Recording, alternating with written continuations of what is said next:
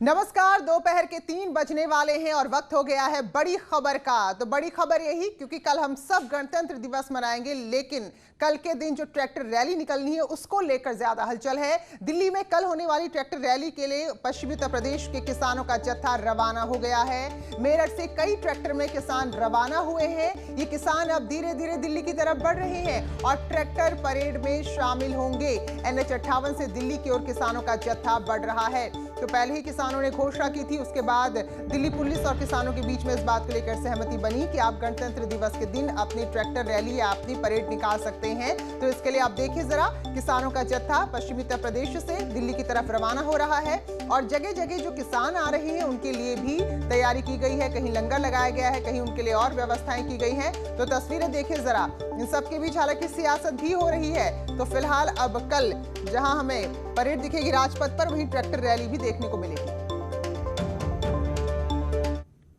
तो किसानों की ट्रैक्टर रैली को लेकर मथुरा में जिला प्रशासन और पुलिस ने अलर्ट जारी किया है और कई जगह पर भारी संख्या में पुलिस बल को पहले से ही तैनात कर दिया है। पुलिस के साथ यमुना एक्सप्रेसवे पर चढ़ने वाले कट पर PAC को तैनात कर दिया गया है। हालांकि किसान खुद कह रहे हैं कि वो किसी भी तरह के यातायात को बाधित नहीं करेंगे, किसी भी तरह के लोगों को परेशानी नहीं पहुंचाएंगे, लेकिन पुलिस भी अपनी ओर से एहतियात में कोई कमी नहीं छोड़ना चाहती है। यही वजह है कि तैयारियां पुलिस ने अभी से कर ली हैं और अलग अलग जगह भारी संख्या में पुलिस फोर्स को तैनात किया गया है।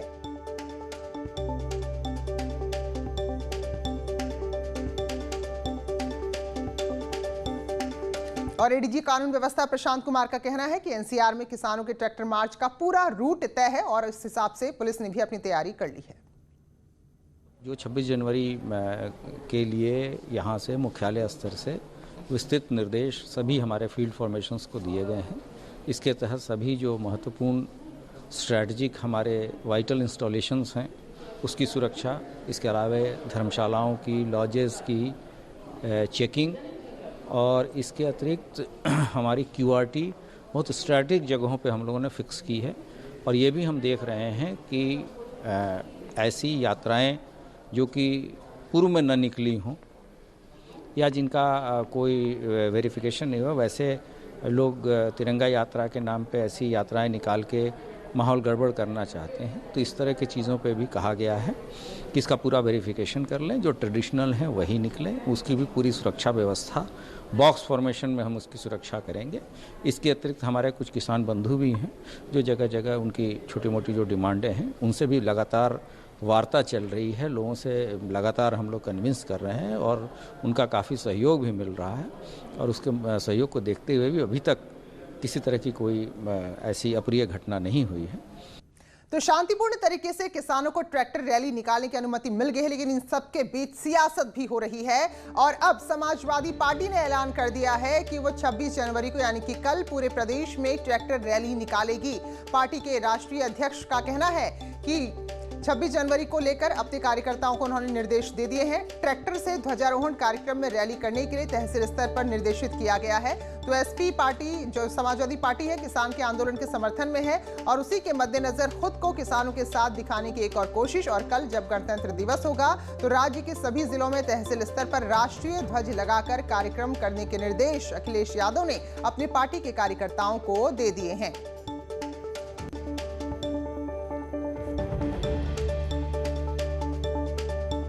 और हमारे सहयोगी अलग अलग जगह से हमारे साथ जुड़ चुके हैं। लखनऊ से अलाउद्दीन है, मेरठ से उमेश श्रीवास्तव, मथुरा से नितिन गौतम और हमारे साथ गाजियाबाद से अमित राणा जुड़े हुए हैं। तो सबसे पहले अलाउद्दीन, आप ही का हम रुख कर लेते हैं। राजधानी लखनऊ में किस तरह की तैयारी? किसानों का तो मार्च निकलना ही है, खासतौर पर पश्चिमी UP में हलचल है, लेकिन अब सपा का भी एक नया ऐलान आ गया है।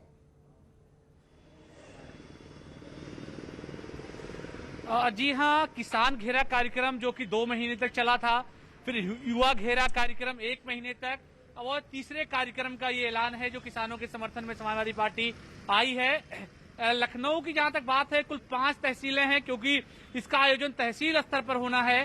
तो यानी कि जो सदर की तहसील है लखनऊ शहर जिसमें आता है, इसको छोड़ करके ग्रामीण अंचल में 4 तहसीलें आती हैं।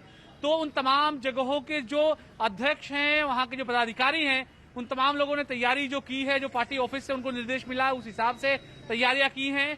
तो कल का दिन कहीं ना कहीं से किसानों को जो पूरा मुद्दा है, किसानों का जो मामला है, उस मुद्दे पर सियासत ज्यादा तेज होने वाली है कल।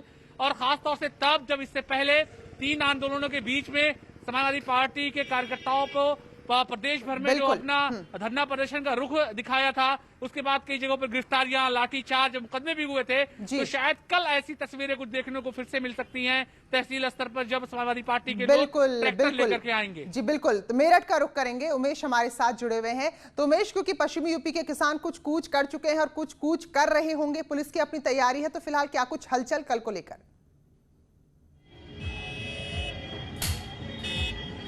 जी हाँ, देखिए प्रीति, पश्चिमी उत्तर प्रदेश के विभिन्न जिलों से किसान दिल्ली की ओर कूच कर रहे हैं। न्यूज 18 की टीम इस वक्त NH 58 पर मौजूद है और यहाँ की तस्वीरें आप देखिए कि किस तरह से किसान ट्रैक्टर ट्रॉली लेकर परतापुर क्षेत्र से गुजर रहे हैं, NH 58 से गुजर रहे हैं। कई ट्रैक्टर्स तिरंगा लगाए हुए आगे बढ़ रहे हैं। भारतीय किसान यूनियन के ये सभी किसान हैं और लगातार कूच कर रहे हैं दिल्ली की ओर। हमारे साथ कुछ किसान मौजूद हैं, उनसे पूछते हैं, जानते हैं कि आखिर इस ट्रैक्टर परेड में हिस्सा लेने के लिए आप लोग दिल्ली जा रहे हैं, क्या कहेंगे, क्या क्या प्रमुख मांगे हैं? और मैं जिस तरह से देख पा रहा हूं कि लगातार कई ट्रैक्टर्स एक के बाद एक गुजरते जा रहे हैं, कितनी संख्या में पश्चिमी उत्तर प्रदेश के किसान दिल्ली कूच कर रहे हैं?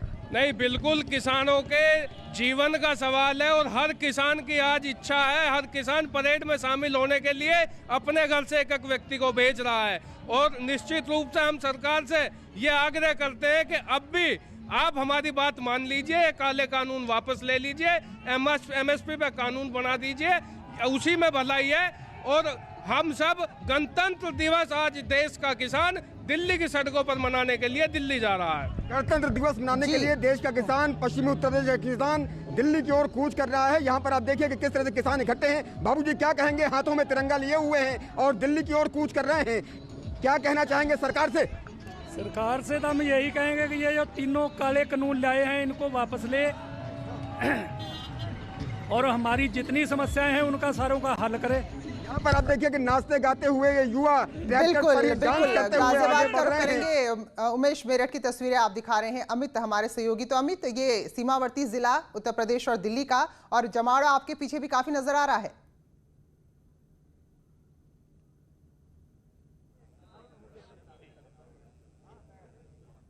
जी अमित, आवाज मिल रही है?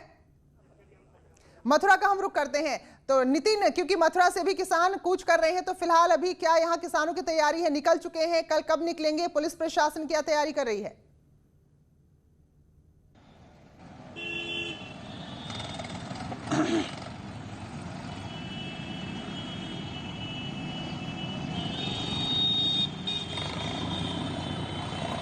जी नितिन, आवाज मिल रही है आपको?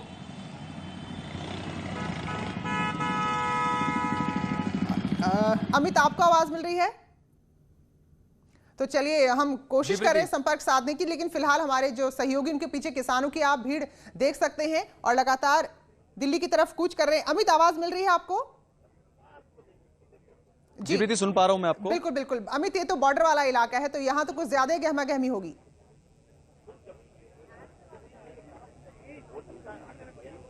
जी बिल्कुल, आपको बताना चाहूंगा प्रीति, किसान यहाँ पिछले 2 महीने से भी ज्यादा समय से आंदोलन कर रहे हैं और ऐसे में दिल्ली की तरफ कल इनको जाना भी है। 26 जनवरी की जो ट्रैक्टर परेड है उसको लेकर पूरी तैयारी यहाँ कर ली गई है। जहां तक भी आपकी नजरें जाएंगी वहां तक सिर्फ और सिर्फ किसान और ट्रैक्टर आपको नजर आएंगे।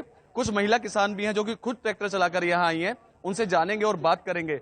मैम, आपसे जानना चाहूंगा, आप भी एक ट्रैक्टर चलाकर आई, मैंने देखा अभी।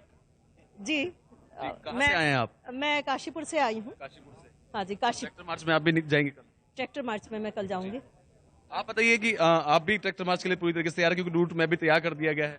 हाँ जी, बिल्कुल पूरी तरह से तैयार हैं हम। हाँ जी, मांग वैसी रहेगी आपकी? बिल्कुल बिल्कुल, जब तक काले कानून रद्द नहीं होंगे ना, हमारी मांग हम डटे रहेंगे हम। बिल्कुल। आप बताइए कि मैं देख रहा हूँ काफी दिनों से आप यहीं धरने प्रदर्शन स्थल पर हैं, तो अब क्या लगता है कि कल की ट्रैक्टर मार्च से कुछ असर पड़ने वाला है? बिल्कुल पूरा पड़ेगा, पूरी जोश शोर से जाएंगे, बिल्कुल जी बिल्कुल। और अमित, यहाँ पर लोग आए उत्तराखंड से भी, महिलाएं खुद ट्रैक्टर चलाकर यहाँ पर पहुंच चुकी हैं। तो चलिए, कल राजपथ की परेड, अपने देश का गौरव, आन बान शान हम देखेंगे और किसान भी कल परेड शांतिपूर्ण तरीके से निकालेंगे। बहुत बहुत शुक्रिया हमारे सभी सहयोगियों का हमारे साथ जुड़ने के लिए। आगे बढ़ेंगे बाल वीरों की बात करते हैं, नन्हे मुन्ने बहादुर बच्चों की बात करते हैं। प्रधानमंत्री नरेंद्र मोदी ने आज वीडियो कॉन्फ्रेंसिंग के जरिए प्रधानमंत्री राष्ट्रीय बाल पुरस्कार विजेताओं से संवाद किया, उनसे बातचीत की। कला, संस्कृति, इनोवेशन, शिक्षा, समाज सेवा के क्षेत्र में बेहतर काम करने के लिए 32 बच्चों को इस वर्ष चुना गया है और इसमें उत्तर प्रदेश के 5 बच्चे हैं, जबकि उत्तराखंड का भी एक बच्चा शामिल है।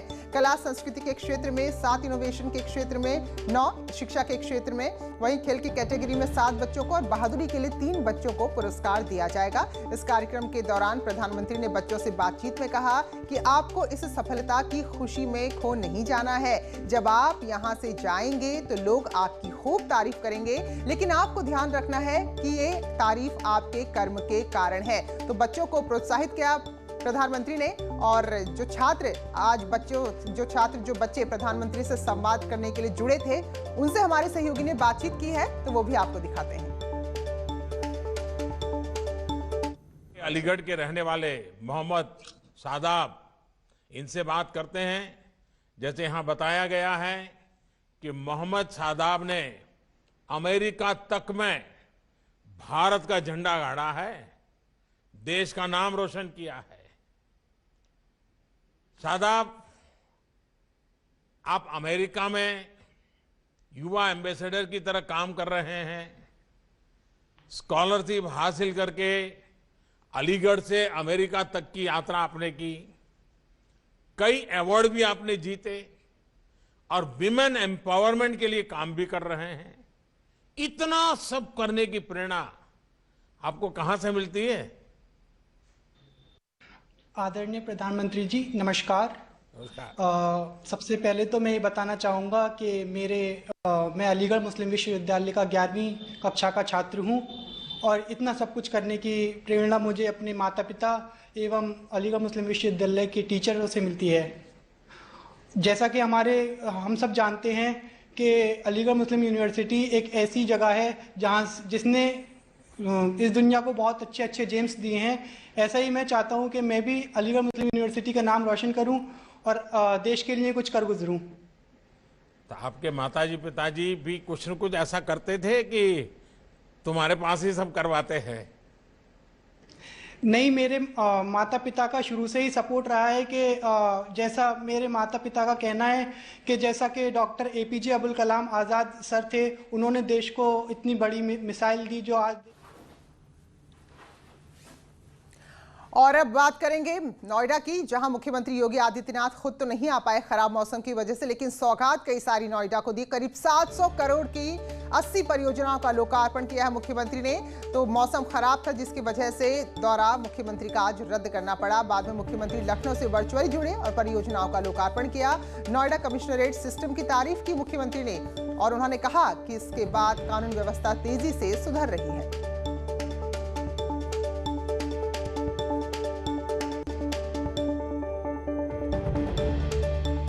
को सभी को सबसे पहले उत्तर प्रदेश दिवस की हार्दिक बधाई देता हूं।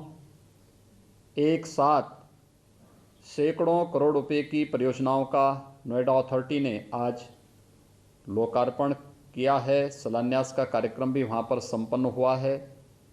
जनप्रतिनिधियों के परिश्रम और पुरुषार्थ से वहां पर Noida authority, greater Noida authority और यमुना अथॉरिटी के अधिकारीगण पूरी प्रतिबद्धता के साथ विकास की इस प्रक्रिया को तेजी के साथ आगे बढ़ा रहे हैं कि प्रदेश में पुलिस आयुक्त प्रणाली लागू हो।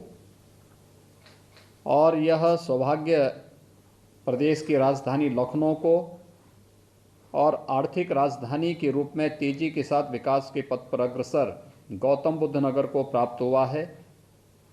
पिछले 1 वर्ष के अंदर पुलिस आयुक्त प्रणाली ने आम जन के मन में एक विश्वास पैदा करने का जो प्रयास किया, आज उसी का प्रतिफल है कि सेफ सिटी में भी गौतम बुद्ध नगर की परियोजनाओं का आज वहाँ पर एक साथ शुभारंभ किया जा रहा है। 4 नए थानों का भी आज वहाँ पर कार्य शुभारंभ करने का अवसर मुझे प्राप्त हो रहा है। मुझे प्रसन्नता है कि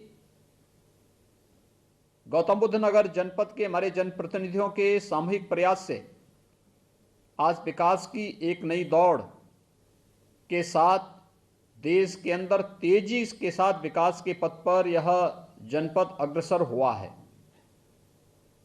नोएडा अथॉरिटी में पहले से ही बहुत सारी परियोजनाएं चल रही हैं। अभी 2 दिन पहले मुझे वहां पर रेसलिंग फेडरेशन ऑफ इंडिया की एक राष्ट्रीय प्रतियोगिता का शुभारंभ करने का अवसर प्राप्त हुआ था और यह आयोजन नोएडा अथॉरिटी के द्वारा बनाए गए एक इंडोर स्टेडियम के उद्घाटन के साथ ही प्रारंभ हुआ है।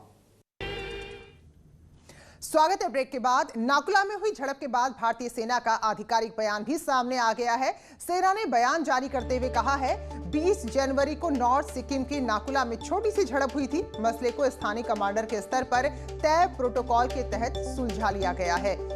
तो ये खबरें आ रही थी जिस पर अब सेना ने कहा है कि इसमें जो छोटी सी झड़प थी किसी तरह की कोई चिंता की बात नहीं है, क्योंकि जो हमारे स्थानीय कमांडर थे उन्होंने अपने स्तर पर जो भी प्रोटोकॉल है उसका पालन करते हुए विवाद को सुलझा लिया है। और इन सब के बीच एक बड़ी खबर आ रही है। भारत और चीन के बीच कोर कमांडर स्तर की बैठक हुई है। सोमवार देर रात 16 घंटे तक बैठक चल रही थी।